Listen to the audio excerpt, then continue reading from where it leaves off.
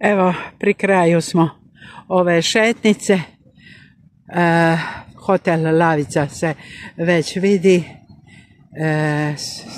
Taj dio je u suncu, tako da se može lijepo tu, ako smo se malo previše ohladili, ugrijati malo na nekoj klupici ili vidjeti kako je to centar, jer su tu stabla već omotana, odnosno od prije omotana sa žicom i sa malim svjetiljkama, jer je to onaj uži dio centra Samobora koji se jako kiti za blagdane i u kojem se događaju one zanimljive stvari u doba maškara.